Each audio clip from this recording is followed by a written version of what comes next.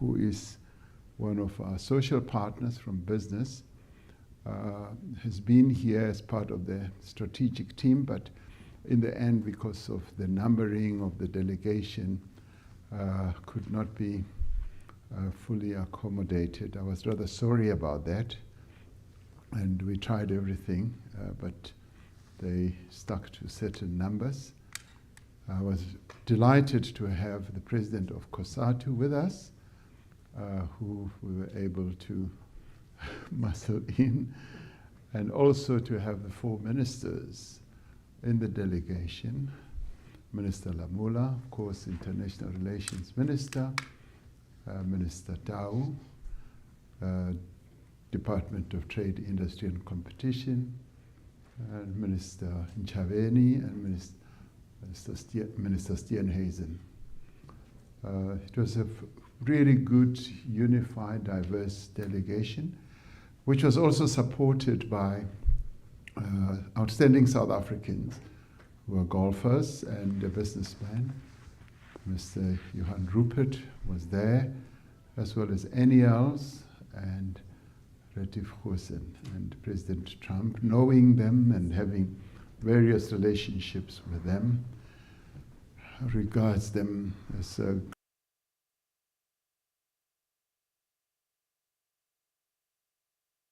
great, sort of, if you like, bilateral. So in the end, we had a really good bilateral, although a number of issues came up, which you will all have observed.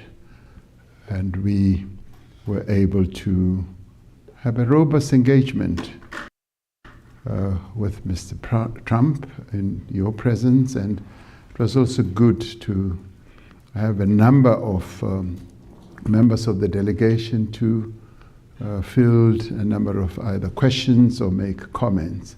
So that, in my view, was really good, and also to respond to some of your South African questions.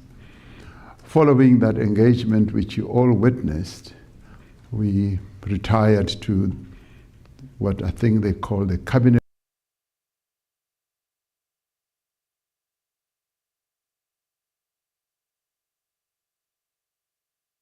room. We were able then to have really good in-depth exchanges with President Trump and his other officials. The discussions revolved, of course, around golf, but they also revolved around issues of trade and investment. And we were able to, in discussing all that, want to confirm that there will continue to be engagement between South Africa and the United States officials, particularly the trade and industry level, to deal with the package of issues that we had tabled that have to do with trade and investment. And if you like, Minister Tau will be able to outline some of those that are now being given serious consideration by the United States. So I was rather pleased that there's a firm agreement and undertaking that we're going to continue engaging. So there's no disengagement. For us, that was one of the key outcomes that we had wanted. Our objective in coming here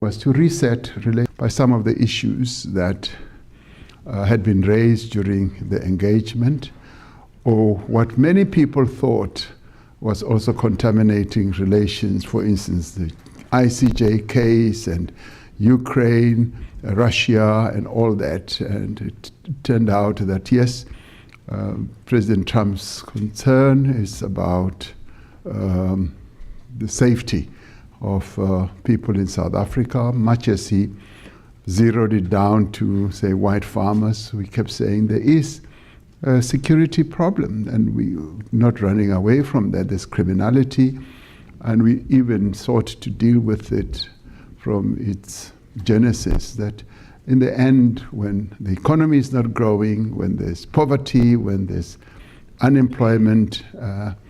One of the social ills that we get as a derivative is criminality that spreads itself around the country. It's not only on farms or rural areas, it's even in urban areas. So he expressed his views about that, and I was rather pleased that quite a number of our compatriots were able to deal with that, including Minister Steenhuisen and President of COSATU as well. So in the discussions over lunch, we didn't dwell on that issue, it having been dealt with more thoroughly during the engagement in the Oval Office.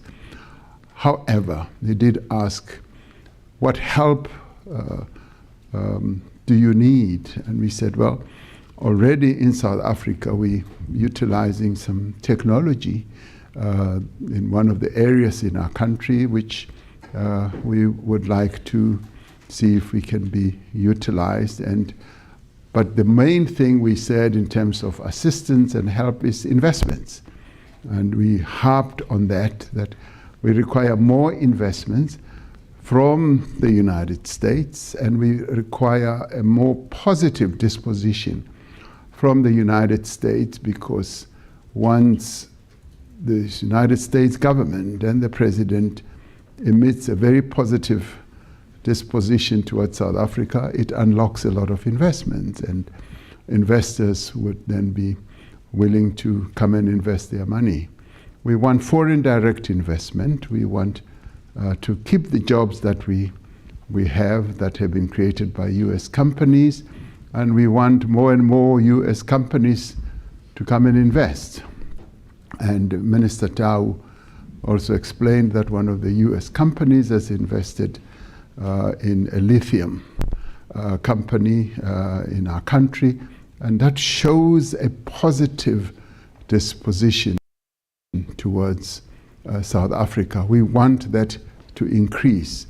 And one of the key confidence-building measures or mechanisms is the engagement that is going to continue on investments, on tariffs, and an investment climate creation in South Africa, and our access to the American market.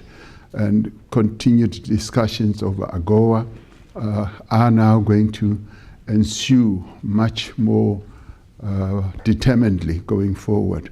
So for us, during the lunch discussion, that was the big takeaway, a very, very positive indication. Of course, we couldn't discuss details, because those details will be ironed out during those engagements. Secretary of Commerce was present, as Minister of Trade and Industry was also present.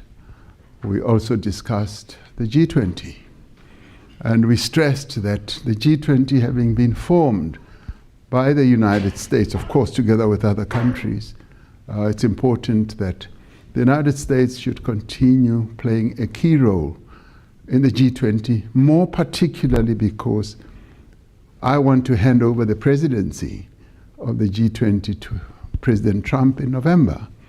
And I said, he needs to be there. I don't want to hand over the presidency of the G20 to an empty chair. I want to hand it over to him sitting in that chair in November.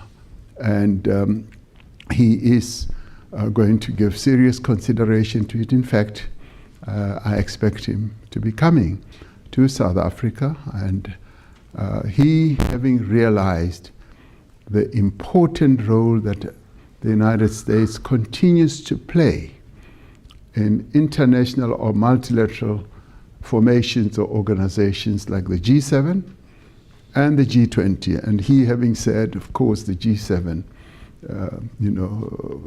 would be much more impactful with the participation of the United States, as the G20 would be more impactful in global matters with the participation of the largest economy in the world.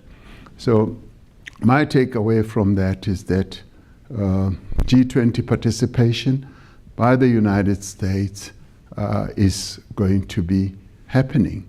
So we're particularly pleased with that. And in the other discussions that will happen in various channels, which are also led by Minister Lamola, we will also be dealing with their participation in the various committees and various summits that are taking place on an ongoing basis, because there was a pullback. So we want them to re-engage, and those discussions will then go forward. So all in all, I do believe that our visit here has been a great success. We've been able to achieve what we set out to achieve re-engagement with the US, to put the issues of investment,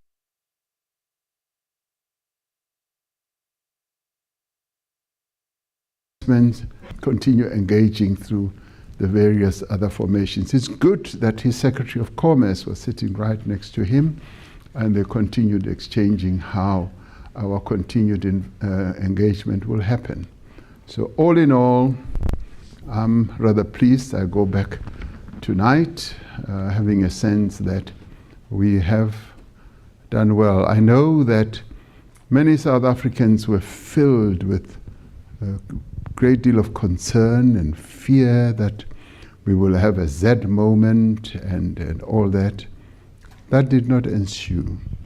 And I know that you yourselves as the media, you wanted to see drama and something really big happening. And I'm sorry that we disappointed you somewhat when it comes to that. So, but thank you very much for having, for a number of you, come all the way from home to the White House. And I'm rather glad that they allowed you to come into the Oval Office. And that in itself was good. And they gave us a number of mementos. And I was given a book. So I gave him a book, a golf book, and he gave me a book as well.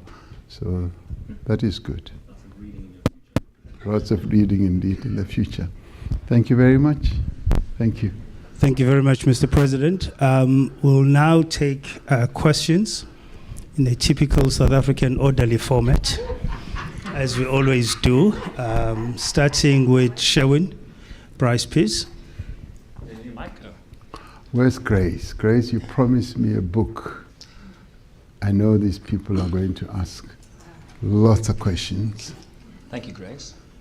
But I'm not going to take all the questions. I'll pose them to you and you can and as you choose. And some of my colleagues, including Adrian, who's here, and Losi and the ministers will.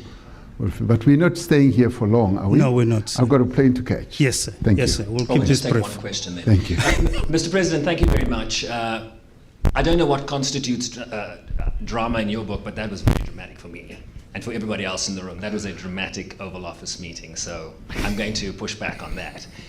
In addition to that, can you clarify if there was any discussion around the African Growth and Opportunity Act? There's a lot of discussion about South Africa arriving here with a different option in their back pocket were that framework not to be renewed in September. And of course, it's critical to the trade relationship between South Africa. Did you get clarity? Did you ask about that? And did you discuss some of the geopolitical concerns? There seems to be a narrowing of the divisions that have framed the relationship on Gaza, that have framed the relationship on Ukraine. Was that part of the discussion? Are you going to work collaboratively moving forward in terms of arresting those two pressing issues? Thank you. Thank you, Sherwin. I'm going to take John. Mr. President, John Eligo with the New York Times. Just two things. One, you mentioned that the U.S. president can be a great signal for investor confidence in South Africa. Obviously, what we just saw in there was not sort of a signal of investor confidence, what we saw from Trump in the public sphere. So how do you suppose going forward that you all will get to a place where you can see President Trump expressing something that would show investor confidence? And then the second one, when he was playing the video and talking about the white genocide. At one point, he brought up apartheid and saying, "I know that was bad, but no one's looking at this." You are someone who was fighting against that system. You lived through that system of apartheid. You had to endure it as a Black South African. Obviously, you're a very measured diplomatic person. Just what did you feel in that moment as a South African, as a Black South African, when you heard someone try to equate a non-existent genocide to what you all experienced during apartheid? Thank you, John. Tsidi? Thank you, John. Ooh, finally, I get picked to ask a question, unlike the Oval. CD Madia from Eyewitness News. Mr. President, just two quick questions. What of the region? I think Sherwin asked you now about AGOA, and we know what the greater benefit is for AGOA. But if South Africa was coming in, and some of the ministers have said it, with an alternative deal in mind about South African interest, one has to worry about the rest of the region and the impact thereof. You can't prosper alone in Africa. We are seeing that. So conversations around the region and the rest of the continent, and then the Gulfers' presence in the Oval. If maybe I can just get a bit of a better understanding. From what I'm hearing and understand, they were not at the behest of South Africa's government. You spoke now about how Mr. Gore was left outside, in part because of the issue around the numbers. Can we understand their presence there and even the messaging? A lot of South Africans reacting to the message and saying, could there not have been a better briefing about what needs to be said? Thank you. Mr. President, we'll just take those three for now. Thank you. Yes, the issue of AGOA did come up, and it's going to be further discussed, as I said, in the engagements that we're going to have.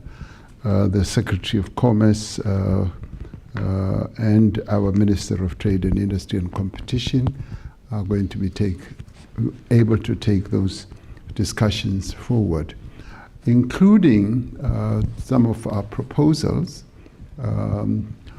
which proposals, by the way, do incorporate the issue of AGOA, because we would like to see ourselves continuing in AGOA, and continuing in AGOA really is about prospering our continent. They even said that there are 32 countries from Africa that participate in AGOA from the mouth of the Secretary of Commerce, and that is so.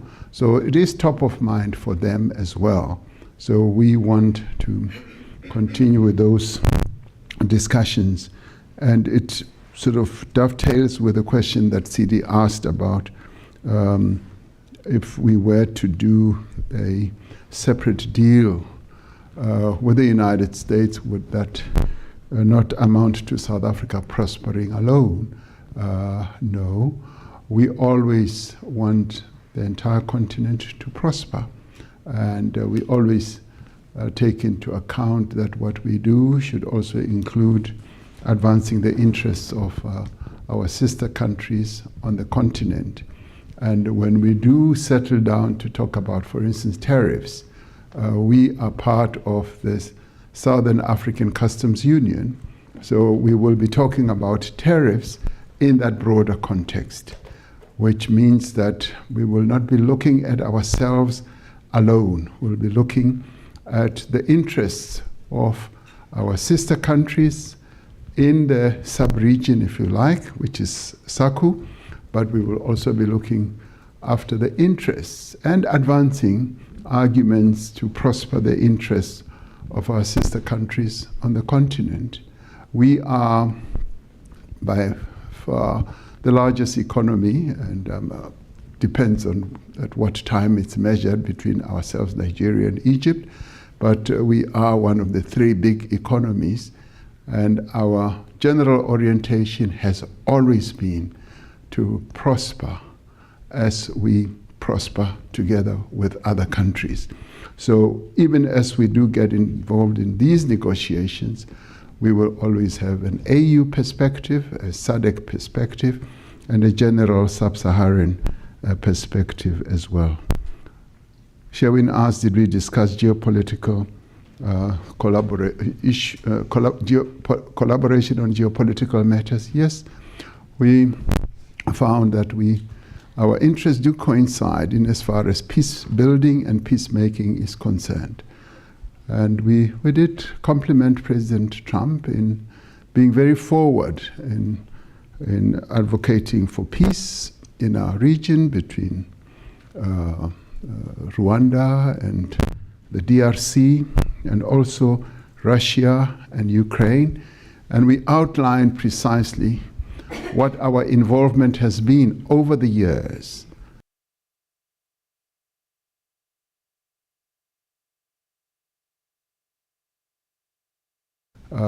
Speaks to both.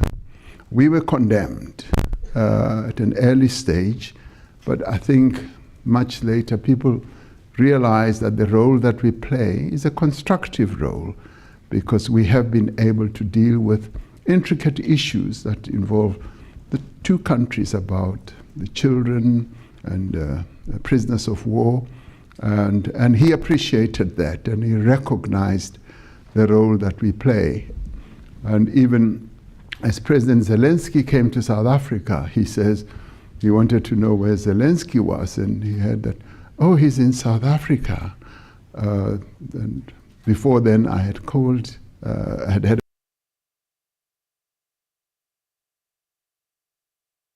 a telephone visiting President Ramaphosa. So the role that we play in peace-building missions and processes around the world is recognized and is known, and it was also confirmed today. John from the New York Times says about the positive disposition of President Trump that it was not so clear. It may not have appeared that way, but the issue that he kept raising, or he raised prominently, is the issue of genocide. And when he was asked by one of you, and thank God one of you asked, whether he was convinced that there was genocide, he says, no, he's not convinced. Much as he flighted the video and all those press clippings.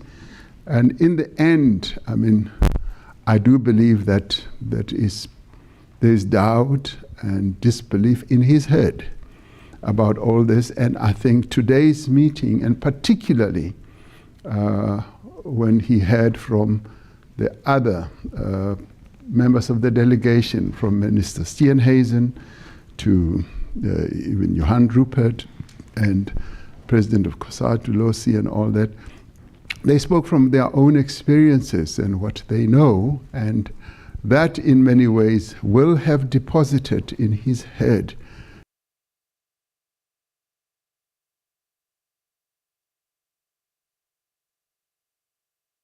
is a process. And the fact that he and I have agreed that we're going to meet again, and we will meet at the G20. By meeting again, I'm not saying immediate, but we have said we will meet again, and of course, one of the moments that we will is going to be at the G20. So that is a process.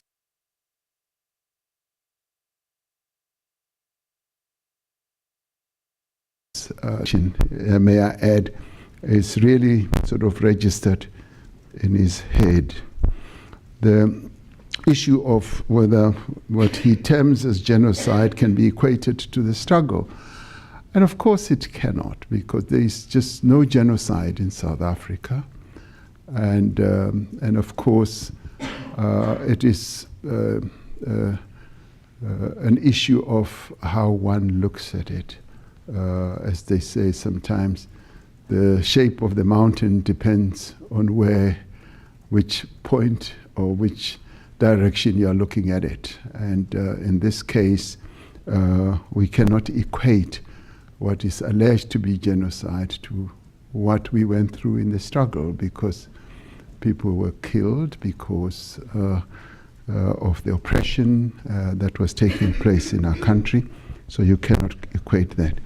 The presence, as Sidi asks, of golfers in the meeting, as I think I said, right at the beginning of my input, I said, when I spoke to him, we agreed that we should meet, and he said, bring along with you Gary Player, Annie Els, and Retief Goosen, because he loves them. He's a golfer, he's an avid golfer. and he speaks about golf quite a lot, and he respects the South African icons, and he even asked, what is it about South Africa that produces such great golfers?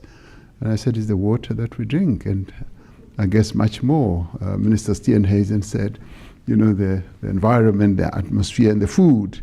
So he wanted to see them again, and to see them in a different setting, in suits and all that.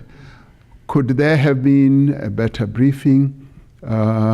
We didn't have the opportunity. Some of them just arrived today or just late last night. But it is what it is. And they spoke about their own experience. And it's an experience that we're not hiding. It is there. But what we did do is to present and represent our country, and we represented our country very well. Those golfers are patriotic South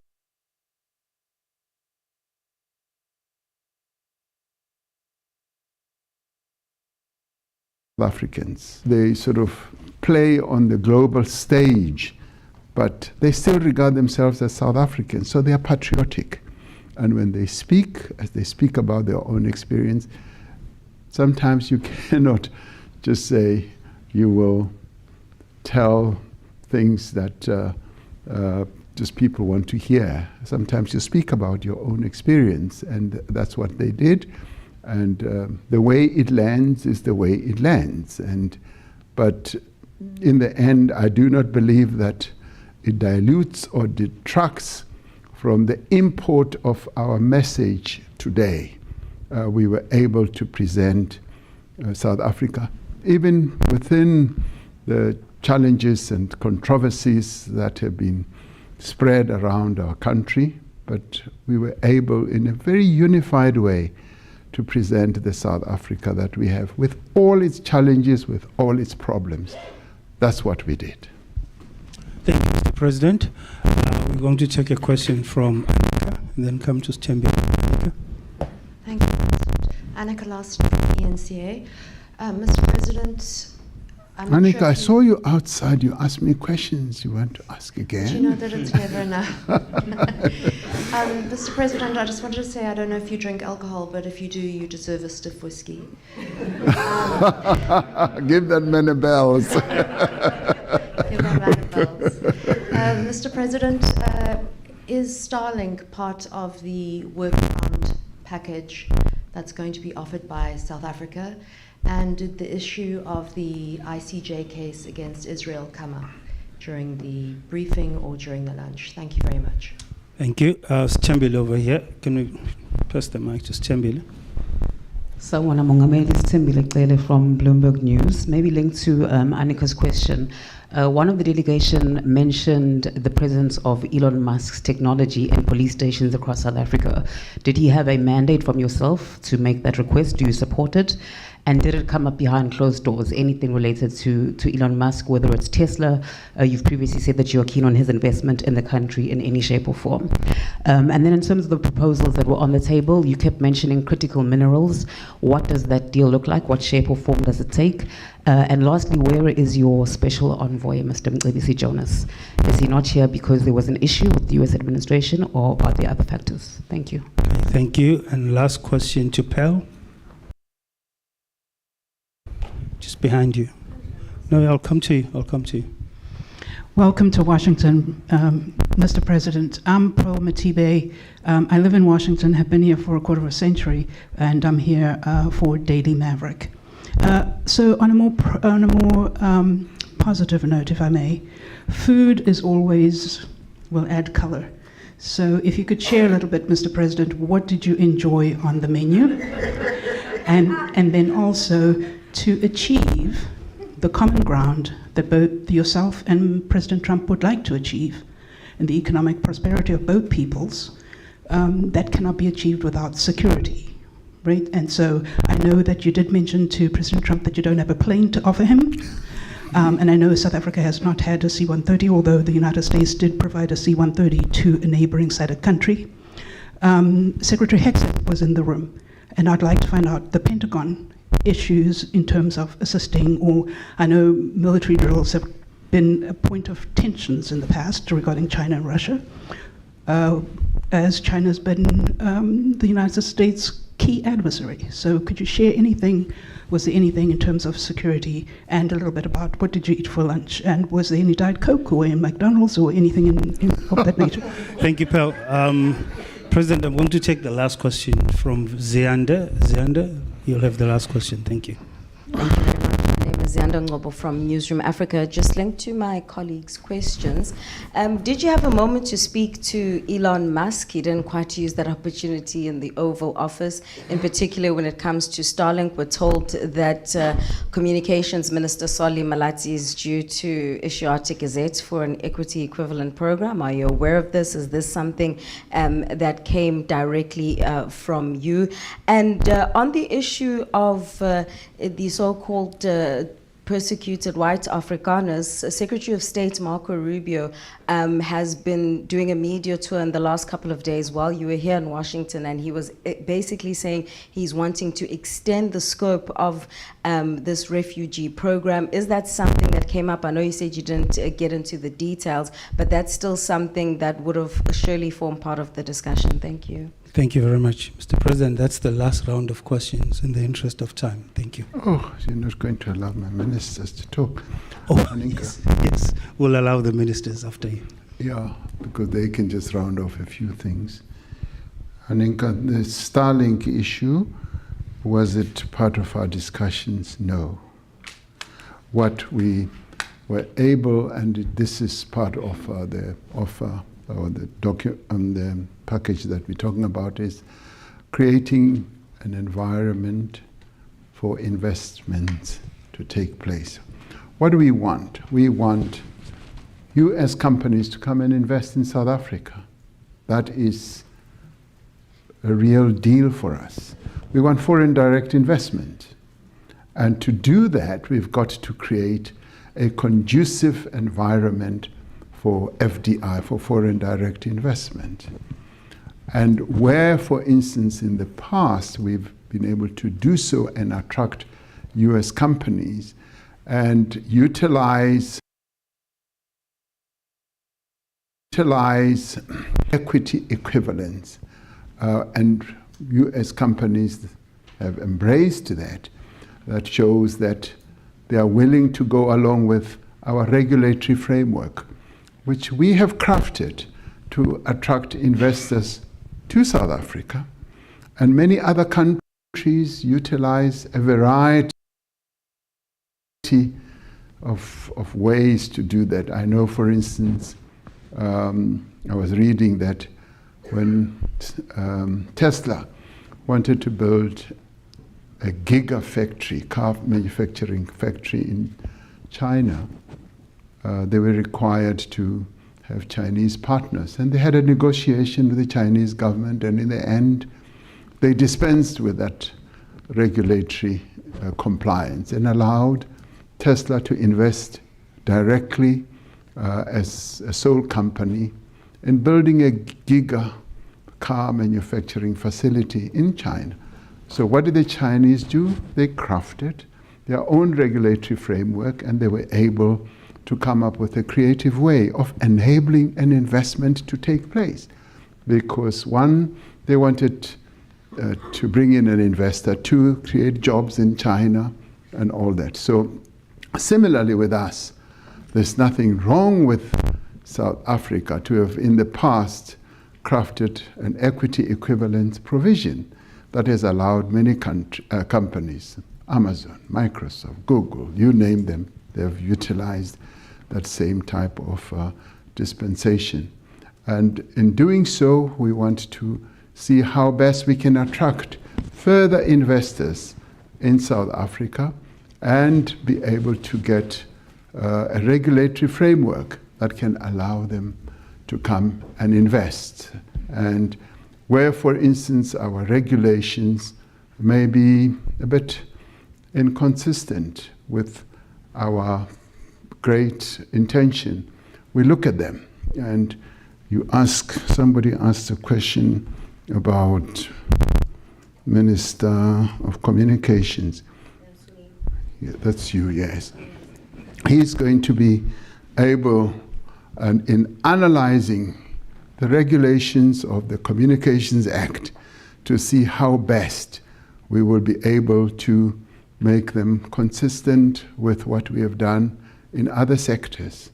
And that falls within the realm of creating that conducive environment for us to attract investors to come into South Africa without violating our own rules and regulations, our laws, but it's part of the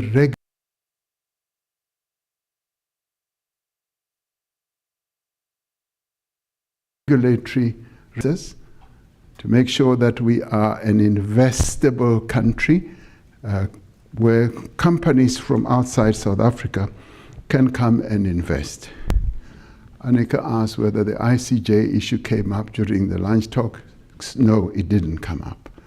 And we got an impression that President Trump's approach to the ICJ is that, let the process unfold, but at the same time to focus on peace building in the Middle East, precisely what we complimented him on. We said, we compliment you for the efforts that you're making to build peace, because we as South Africa also want to be part of that process. And we want to be part of that process even between Israel and Palestine, to be able to participate in a peace-building process, so that in the end there should be peace between Israel and its neighboring countries, particularly Palestine. So the ICJ issue did not arise during the lunch. Stembile asks about you wanted to ask about Tesla and the EVs. Elon Musk was part of the lunch, and we didn't really, focus on the discussions in relation to Tesla. The only issue he raised is that he'd like his Tesla cars to be in South Africa. He wants to import them, and of course, there are tariffs, and the tariff discussion becomes part of what we are going to discuss between the DTIC as well as the Commerce Department. So all that is going to be part of a big discussion that will take place. The issue of critical minerals is also going to be discussed. We did make it clear to the United States that we have up to 9 critical minerals that they need in this country. And some of them we are now already exporting to them, so they are going to be part of the discussions we want to have. But we want to cooperate with them. But what did arise was also an interesting point, which will be taken forward, of how we mine and process minerals in South Africa, and then they can then take the processing further when they come to the United States. So how you work that equation is some of what will be discussed. But the important thing here is that there is greater acceptance, I would say globally, in having processing of minerals closer to source. That is being accepted more and more. We call it beneficiation, and we started pushing this idea some 3, 4, 5 years ago, and it's gaining traction. Once when I was in Europe at the G7, it was spoken about, and the then German Chancellor accepted it. He said, yes, we must stop exporting rock, stone, and dust out of Africa. We must process there. And this did arise during our discussions as well. So that is pleasing, but we must know that this is a process that is going to take time. You asked about Mcebisi. Mcebisi is in London. He's not in Washington. So Once our delegation was all worked up, we knew that we're working with the delegation that's here, and KBC Jonas is in London, and I think he would have gone home by now. And I was talking to him. Pearl Matibe, when are you coming home? You must come home. We need you back home. I'm here to help explain great understanding on American. Okay.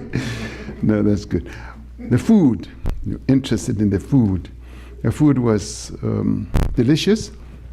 We had a 3-course meal, as I said. The main course was chicken breast, grilled, and with some asparagus and some other spinach and so on.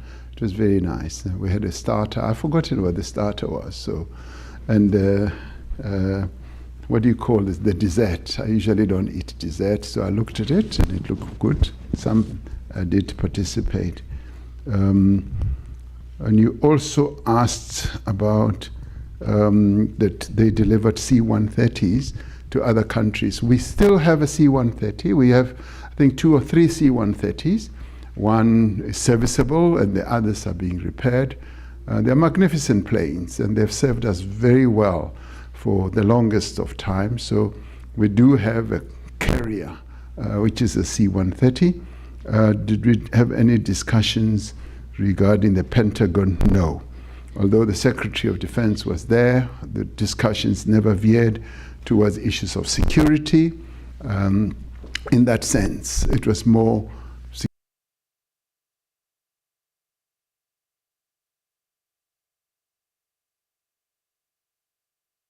security, really up our game. And it's good sometimes to share thoughts and views with various other leaders. We've done the same thing with the Chinese, with the Europeans, and they would like to see us doing much more. Zianda asked about Starlink. I answered Rubio, Secretary Rubio. I saw him for a while answering questions in, I don't know whether the Senate or whatever, and he was talking about extending the scope. And in the end, I mean, today's engagement will hopefully, when he gets the report, will be able to hear exactly what our perspective is. So I'm not that overly concerned, but I'm hoping that his engagement with Minister Lamula, following what we experienced or went through today, will be much more constructive. And we want to have a much more constructive conversation also with Secretary Rubio, as we, I think, have had with the other secretaries today. So thank you. Thank you very much, Mr. President. Can I go home now? Yes, please, Mr. President.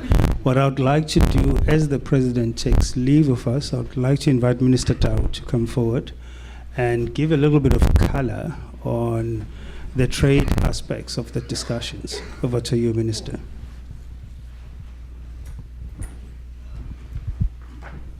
Thank you very much, Vincent and Mr. President. Colleagues, ladies and gentlemen, I'm not sure about the color. I'm not sure I'm renowned for any color at all, to admit. But I should say that after the golf discussions, I kind of got a sense the President might allow me a bit more time on the golf course. So that when we come back to the US, we're on par, pun intended. We have submitted a proposal to the United States with regards to a framework agreement, focusing in particular on issues related to trade and investment.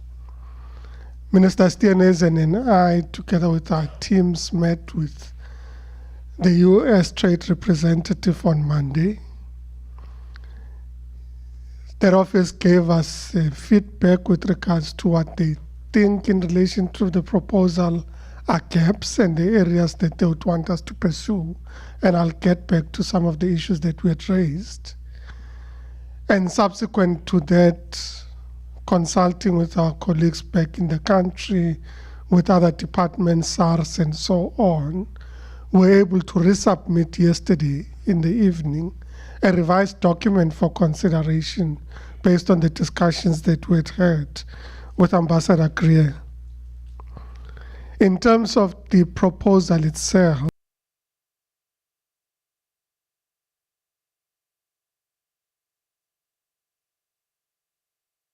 it is about, in particular, on trade and investments, areas in which we think there's opportunity to increase trade between ourselves. We indicated, given our impending shortage on gas or the gas cliff, appetite to procure LNG from the US, which was both in our discussions with the ambassador, but also in our discussions at the White House, positively received. And it's one of the areas that we would be following up on. We also spoke about, in our trade and investment proposal, and I'm not going through the detail, but just components. So we dealt with trade and investment issues. We also dealt with issues in relation to AGOA, and the feedback we received in our engagements on Monday with regards to AGOA was that this is a matter that currently is in Congress. So it would be important for us to follow up in Congress with regards to the reauthorization of AGOA. I should say that having met with the trade ministers in Africa at the recent Africa Continental Free Trade Area Council of Ministers, we've agreed to develop a collective approach with regards to AGOA, and the US has also indicated that they would be convening a US-Africa forum at which we intend to present in detail our proposition on AGOA. But as South Africa, we have it in our document that the reauthorization of AGOA is important. The other chapter that we had, or section that we had rather, related to the Southern Africa Customs Union, SACU, because of course we are in a customs union together with our sister countries, and the context of discussing SACU is because we negotiate tariffs as a customs union. And this is one of the areas that the US required a bit more elaboration. So we agreed that we'd have the issues on tariffs and non-tariff barriers added, which are the issues that we added yesterday. We also added a section on digital trade. And these are areas where the proposal is, these matters are firmly on the agenda. Our respective teams will almost immediately start negotiations. And then we had a section that dealt with the G20. And in our session, extended appreciation to the USTR, the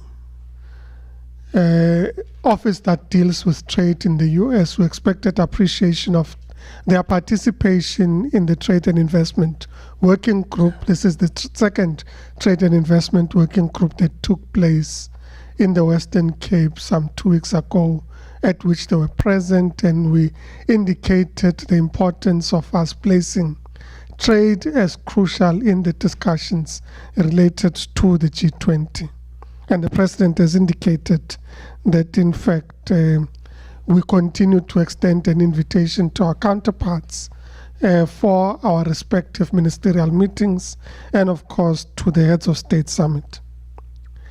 With regards to tariffs, which is a matter that I said has now been put firmly on the table, it is important that we restate that in fact 77% of products that the US accesses in the South Africa or engages with the South African market is actually tariff-free into the South African market.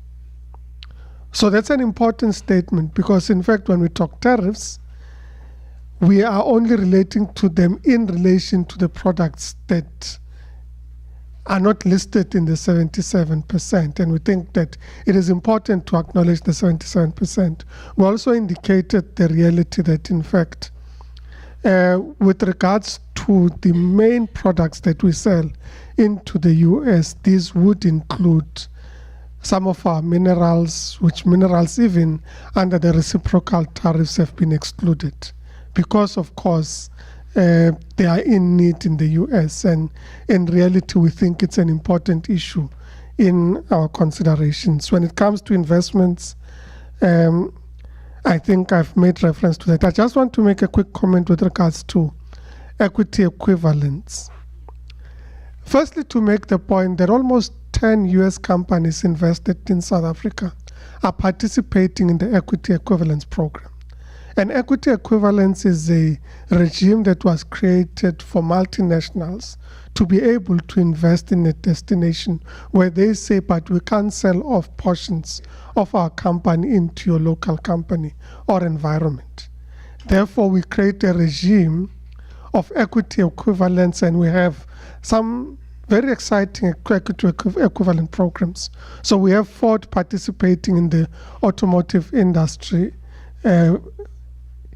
fund, which fund is a consolidated fund where the original equipment manufacturers in the automotive sector are participating in a manner that enables supply and enterprise development. So they are building the capability and capacity of their own suppliers in our region, which increases their ability to actually produce in the country.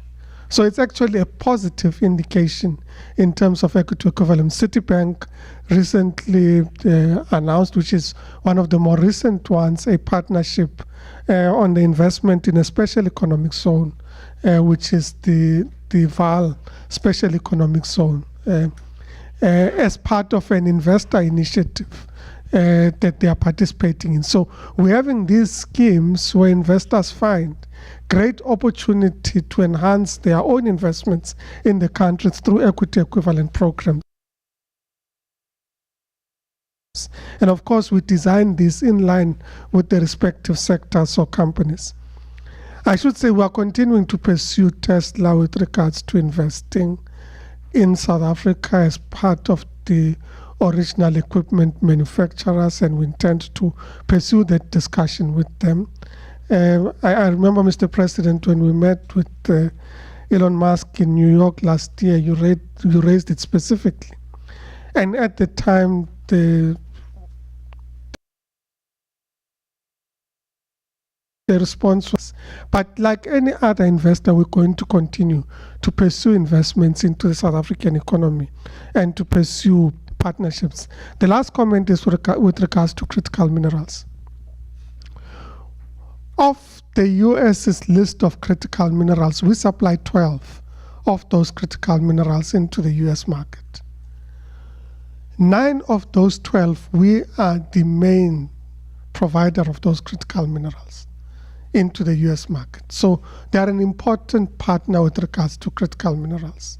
The President was indicating that, in fact, yesterday a transaction was concluded at the Johannesburg Stock Exchange or Securities Exchange with regards to an American company, ASP Isotopes, buying into a South African company for the production and beneficiation of helium in the South African context, which is amongst the critical minerals that are required in the US context. So it is an indication of appetite to invest in South Africa. But we've also said, can we jointly look at enhancing exploration and investment in minerals and mineral beneficiation, which message has been positively received. The